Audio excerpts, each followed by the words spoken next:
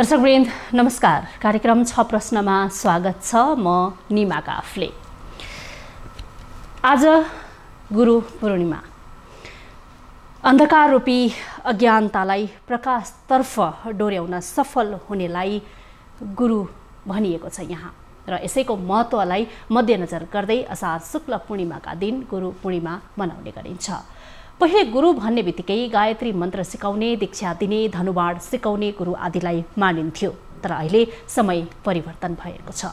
आजको दिनमा गुरु शिक्षा दिने मात्र नभई स्वयं व्यक्तिगत गुण, राम्रो स्वास्थ्य, आकर्षक व्यक्तित्व, मधुर स्वर, रुचि र उत्साह, धैर्य र सहनशीलता, प्रेम र सहानुभूति, आत्मविश्वास, नैतिकता र चरित्रवान हुनु पर्दछ र यस्ता गुरुले सिकाउने विश्वास समेत गरिन्छ।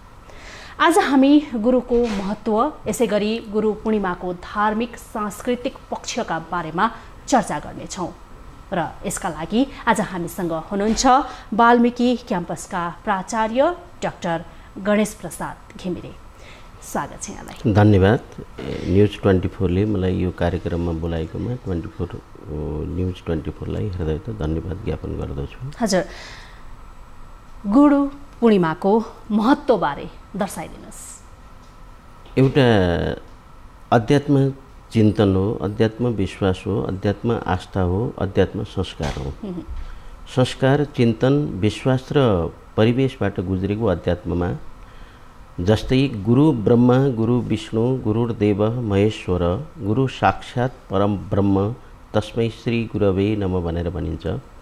गुरु ब्रह्माको रूप पनि हो जसलाई अध्यात्मले सृष्टिकर्ता मान्यो।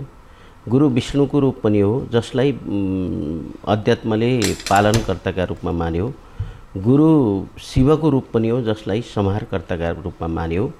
यिनी तीनै देवहरूको एउटा परम ब्रह्मको रूप हुन्छ जो आध्यात्मिक चेतनामा एउटा सफल स्वरूप हुन्छ। त्यसलाई अध्यात्मले मान्यो एउटा पाटो। दोस्रो पाटो, गुरु पूर्णिमाका सन्दर्भमा 18 पुराणका लेखक, रचनाकार अथवा 4 वेदका रचनाकार व्यासको जन्ममितिलाई, सत्यवती पुत्र वेदव्यासको जन्ममितिलाई गुरु पूर्णिमाका रूपमा स्वीकार गरियो र स्वीकार गरिसकेपछि गुरु शिष्यको परम्परामा गुज्रेको आध्यात्मिक चेतना र गुरु शिष्य परम्परामा रहेको हाम्रो संस्कार परम्परालाई जीवन्तता दिने उद्देश्य अनुसार आफूलाई शिक्षा दिएका र आफूले शिक्षा प्राप्त गरेका गुरुहरूलाई सम्मान गर्ने परम्परामा र सम्मान लिने परम्परामा गुरु पूर्णिमाको आरम्भ भएको मानिन्छ। यो संस्कार, परम्परा, सभ्यता, आस्था र विश्वास हो। हामी तुलनात्मक रूपमा आजभन्दा पौराणिक खण्डलाई चर्चा गर्दै गर्दाखेरि र आजको समयमा आइपुग्दाखेरिका परिवर्तनीय पक्षहरूलाई कसरी मूल्याङ्कन गर्न सक्छौँ? शिक्षा आफैमा ज्योति हो। हजुर, कबीरदासले भनेका छन्, गुरु गोविन्द दौ खडे काको लागु पाए। हजुर, बलिहारे गुरु आफ्नो दियो गोविन्द देखाए। यदि गुरु र भगवान एकै ठाउँमा उपस्थित भयो भने मैले कसलाई पहिले प्रणाम गर्ने त? गुरुलाई गर्नु भने भगवान रिसाउने, भगवानलाई गरौँ भने गुरु रिसाउने। र उहाँले के गर्नुभयो भन्दा पहिला गुरुलाई प्रणाम गर्नुभयो। मलाई भगवान चिनाउने गुरु हो, गुरु भएर मैले भगवान चिनेको हुँ, भगवान भएर मैले गुरु चिनेको होइन। नियम के छ भन्नुहुन्छ भन्दाखेरि यदि संसारमा ईश्वर रिसायो भने गुरुले बाटो बताउन सक्छ, ईश्वरलाई खुसी पार्ने आधार दिन सक्छ। तर गुरु रिसायो भने ईश्वरले पनि बाटो बताउन सक्दैन। अध्यात्मको चिन्तनमा आस्थावान रहेर, गुरुप्रति पूर्णतः आस्था रहेर अघि बढ्यो यदि भने ईश्वरलाई गुरुले भेटाउन सक्छ। तर गुरुले ईश्वरलाई भेटाउन सक्छ, ईश्वरले गुरुलाई भेट्न सक्दैन। एउटा पाटो। दोस्रो पाटो, हिजोको शिक्षा, हिजोको परम्परा गुरु परम्परामा विद्यमान थियो, गुरुको रूपमा थियो र गुरुकुल परम्परामा रहेका कारणले शिक्षाको एउटा पाटो थियो र गुरु शिष्य अन्त्यवासी भनिन्छ यसलाई। गुरु र शिष्यको जो किसिमको सम्बन्ध छ त्यो सम्बन्ध संसारका कुनै पनि सन्दर्भमा मानिँदैन। तर आजको शिक्षा व्यावसायिक शिक्षा भयो, आजको शिक्षा जागिरी शिक्षा भयो, आजको शिक्षा कमाई खाने शिक्षा भयो, आजको शिक्षा जीवनलाई भोग्ने शिक्षा भयो। त्यसकारणले गर्दाखेरि गुरु शिष्य परम्परा र गुरु र शिष्यका बीचको अन्तःसम्बन्ध र गुरु र शिष्यका बीच हुने सुमधुर सम्बन्ध आज किन छैन भन्दा शिक्षागत रूपमा गुरु बन्न सकेनौँ, शिक्षक बन्यौँ हामी, मास्टर बन्यौँ हामी, विद्यार्थी बन्यो, शिष्य बन्न सकेन। यी दुवै अन्तरले गर्दाखेरि हिजोको शिक्षा अथवा आध्यात्मिक चेतनाले हाम्रा परापूर्वकालदेखिको शिक्षा र आजको शिक्षामा देखा परेको अन्तर जिजीविसा, जीवन चलाउने शिक्षा र आधुनिक शिक्षाका माध्यमबाट विद्यार्थी बन्यो, गुरु शिक्षक बने, हामी गुरु बन्न सकेनौँ, विद्यार्थी शिष्य बन्न सकेन। यही अन्तर आजको परिवेश हो। तपाईले यति भन्दै गर्दाखेरि अपवादका रूपमा भन्नुपर्दा आज गुरु हिजोकै दिनका जस्ता छन् त भनेर यस्ता खालका प्रश्नहरू पनि उठिरहेका छन्, जसको उत्तर यहाँले आफ्नो आशय मार्फत दिइसक्नु भएको छ। अब हामीले सोच्ने प्रणालीमा या सोच्ने तर्क गर्ने शक्तिमा अब परिवर्तनको आवश्यकता छ कि छैन? अहिले तपाईको यदि हेर्नुहुन्छ भने हिजोको अवस्थामा आधुनिक शिक्षा प्राप्त भइसकेपछि संस्कृत शिक्षाप्रति विकर्षण देखा परेको थियो। आज म वाल्मीकि विद्यापीठको प्राचार्यका हैसियतले भन्नुपर्छ, आज मसँग सामान्य हामीले 10 महिना भाषा सिकाउँछौँ, त्यसमा तपाईको 400 विद्यार्थी हाराहारी भर्ना भएका छन्। तर धेरै जसो नेपाल सरकारका कर्मचारी हुनुहुन्छ, किन भन्दा त्यो कक्षा हामी 5 बजे 4:30 बजेपछि चलाउँछौँ। तर यहाँ के छ भने ज्ञान संस्कृत शिक्षामा छ, गुरुप्रतिको सम्मान, अध्यात्मप्रतिको चेतना, हाम्रा संस्कार परम्परालाई जीवन्त राख्ने उद्देश्य त्यही छ। त्यही भएर हामीले त्यहीबाट शिक्षा लिनुपर्छ भन्ने एउटा आकर्षण एकातिर विद्यमान छ। अर्कोतिर नेपालको शिक्षाको सन्दर्भ हेर्नुभयो भने एउटा सामान्य सन्तले भिख मागेर अथवा भिक्षा मागेर चलाएका गुरुकुलहरूले जुन किसिमको उन्नति आज गरेका छन्, प्रशस्त पैसा तिरेर पढाउने प्राइभेट संस्थाहरूले, प्राइभेट बोर्डिङहरूले आज त्यो उन्नति गर्न सकेका छैनन्।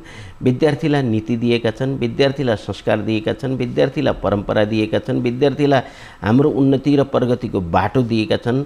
आध्यात्मिक चेतनाबाट यदि हामी बढ्यौँ भने संसारले हामीलाई गुरु मान्छ भन्ने एउटा सन्देश गुरुकुलहरूले प्रदान गरेका छन् भने आजको आधुनिक शिक्षाले विदेश जाने, विदेश गएर बस्ने र पैसा कमाएर बाबाआमालाई पठाउने र बाबाआमासँग कि फेसबुकमा र ट्विटरदेखि लिएर तपाईँको स्क्यापमा कुरा हुने परम्परा आज विद्यमान छ। यसै कुरालाई मध्यनजर गर्दाखेरि तपाईँले के पाउनु भएको छ? हिजोको दिनमा र आजको दिनमा आजको परम्परालाई आजका पुस्ताले कसरी हेरिरहेका छन्?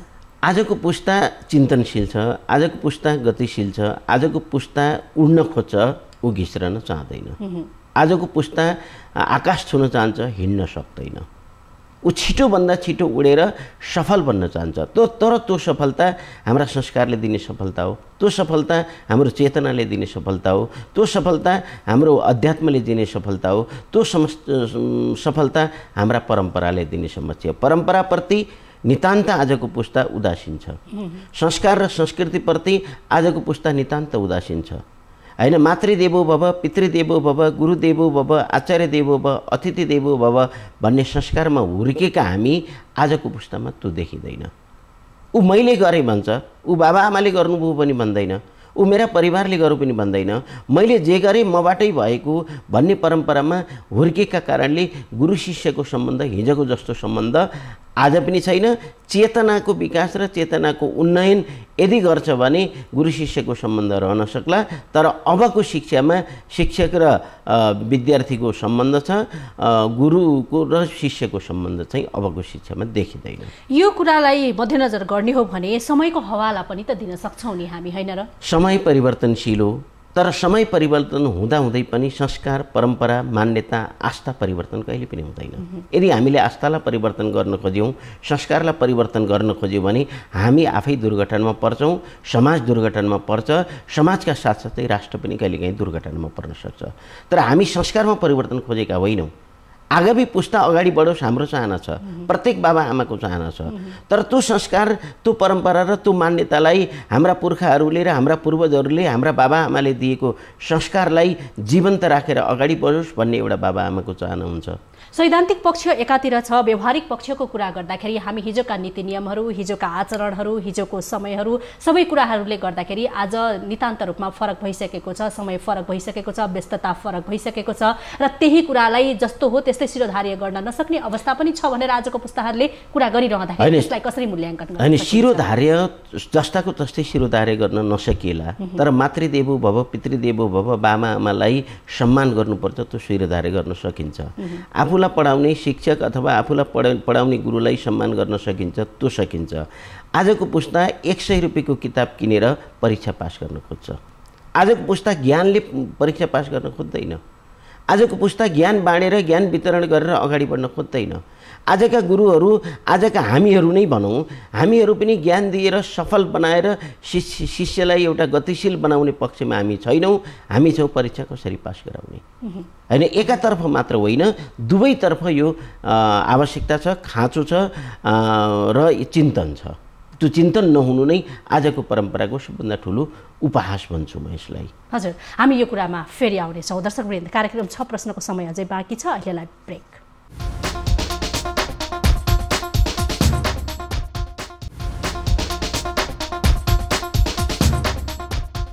दर्शकवृन्द आज गुरु पूर्णिमा आज हामी यसैको धार्मिक सांस्कृतिक महत्त्वका बारेमा कुरा गरिरहेका छौँ र कुराकानी गर्नका लागि हामीसँग स्टुडियोमा उपस्थित हुनुहुन्छ वाल्मीकि क्याम्पसका प्राचार्य डाक्टर गणेश प्रसाद घिमिरे हजुर यहाँलाई पुनः स्वागत छ धन्यवाद हाम्रा यी अनेकन संस्कृति धार्मिक रूपले पनि उत्तिकै महत्त्वपूर्ण मानिन्छन् र यसरी हेर्दाखेरि अर्कोतर्फ रूढिवादी जुन सोच परम्पराले पनि उत्तिकै जरो गाडिरहेको छ त्यो बेला बखत हामीले देख्ने पनि गरिरहेका छौँ अब मलाई बताइदिनुहोस् न यसको वैज्ञानिक यसै गरेर सांस्कृतिक पक्ष के रहन्छ दुई तीनटा कुरा हुन्छन् रूढिवादी परम्परा भनेको संस्कार कहिले रूढी हुँदैन त्यो परम्परा हो संस्कृति कहिले रूढी हुँदैन त्यो परम्परा हो चेतना कहिले रूढी हुँदैन त्यो परम्परा हो हजुर आजको पुस्ता विज्ञानशील छ विकासशील छ उन्नतशील छ तर रूढिवादी परम्परा भयो भन्दैमा संस्कार संस्कृति परम्परा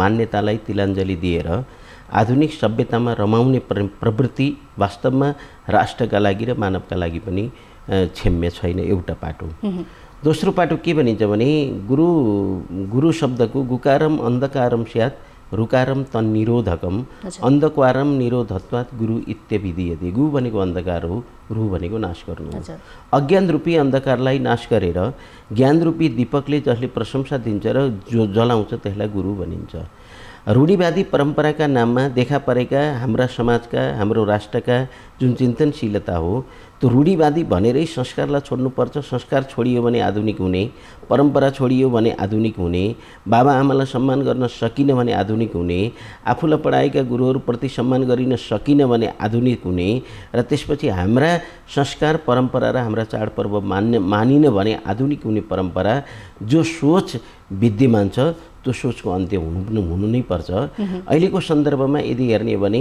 हिजो हामीले योग भनेर भन्यौँ हामीले त्यो योगलाई स्वीकार्न सकेनौँ आज योगा भयो अन्तर्राष्ट्रिय दिवसका रूपमा मनाउन थालियो त्यो योगलाई योगाका रूपमा स्वीकार गर्यौँ किनभने योग हाम्रो हो योगा हाम्रो थिएन तर योगा भनेर संयुक्त राष्ट्रसङ्घले पारित गरिसकेपछि आज योग दिवस मनाउन हामी बाध्य भयौँ संस्कृत भाषाकै कुरा गरौँ पाठ्यक्रमबाट हटाइयो जुन अहिले पश्चिमा दर्शनहरूले यसलाई महत्त्वपूर्ण साथ हेरिरहेका छन् विभिन्न विश्वविद्यालयहरूमा पढाइ भइरहेको छ यसलाई कसरी लिन सकिन्छ अब पश्चिमा दर्शनहरूले पश्चिमा परम्पराले जुन रूपमा हेरे पनि एउटा संसारमा ईश्वरको मृत्यु घोषणा गर्ने एउटा जर्मन दार्शनिक छे नित्से उनका शिष्य सापेनहावरले के भने भन्दा मैले धेरै गुने धेरै पढेँ धेरै जाने धेरै लेखेँ तर संसारको सर्वोत्कृष्ट गीता सर्वोत्कृष्ट कृति श्रीमद् भगवत गीता हो भने आज पश्चिमा देशहरूमा हेर्नु संस्कृत राम्रोसँग पढाइ भइरहेको छ राम्रोसँग विश्वविद्यालयहरूमा अध्ययन अध्यापन भइरहेको छ अझ म त के भन्छु भने वाल्मीकिका कतिपय प्राध्यापकहरू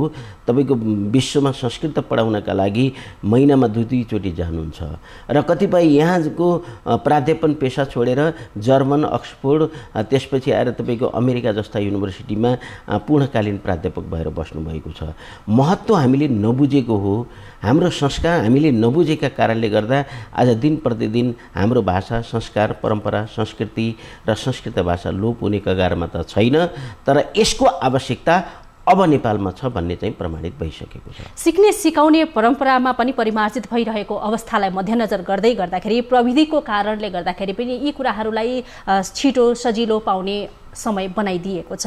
यसलाई कसरी हेर्नुहुन्छ? जस्तो गुरु नै प्रत्यक्ष रूपमा उपस्थित नहुने, प्रविधि मार्फत विभिन्न कुराहरू मार्फत उपस्थित हुने, यी कुराहरू लगायतका कुराहरू छन् नि, यसलाई हामीले कसरी चर्चा गर्न सक्छौँ? आज हामी सञ्चारका क्षेत्रमा प्रशस्त विकास गरेका छौँ, प्रशस्त अघि बढेका छौँ, तर सञ्चारका रूपमा विकास गरे पनि गुरुसँगको सान्निध्यताले प्राप्त हुने ज्ञान, गुरुसँगको सान्निध्यताबाट, गुरुको निकटताबाट प्राप्त हुने ज्ञान, प्रविधि र विभिन्न प्रकारका सन्दर्भबाट प्राप्त हुन सक्दैन, एउटा पाटो।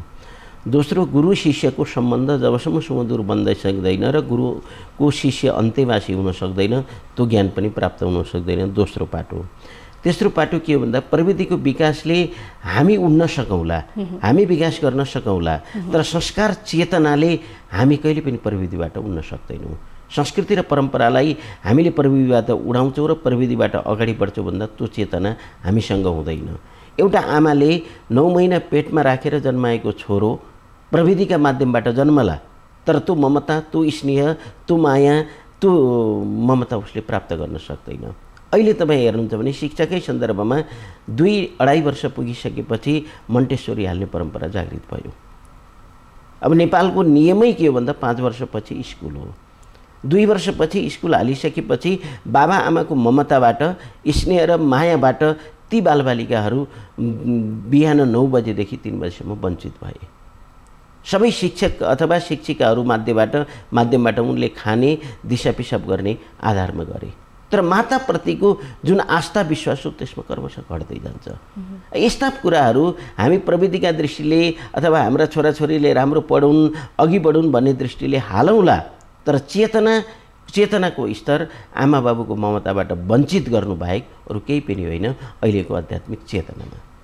गुरुहरू अघि मैले भूमिकामा भनेको जस्तै आचरणयुक्त भएर बसिरहनका लागि, यसै गरेर शिष्यहरूले एउटा आदर सत्कारका रूपमा गुरुहरूलाई लिनका लागि अब के को आवश्यकता छ? अन्तमा यो बताइदिनु। अब अहिले हामी प्रविधिका दृष्टिकोणबाट गुरुहरू पनि अलिकति चलाक भइसक्यौँ। जीविकाका किनभने केही समय अघि मात्रै गुरुकै कुटाइका कारण विद्यार्थीले मृत्युवरण गर्नु पर्यो। गुरु र शिष्यका बिचमा सुमधुर सम्बन्ध रहेन। कतिपय पत्र पत्रिका अथवा खबरहरूमा हामी सुन्ने गर्छौँ गुरुको शिष्यप्रति वक्रदृष्टि, गुरुको शिष्यप्रति नकारात्मक चेतना, नकारात्मक भावना, त्यस्ता भावनाहरूबाट गुरु मुक्त हुनुपर्छ, एउटा पाटो।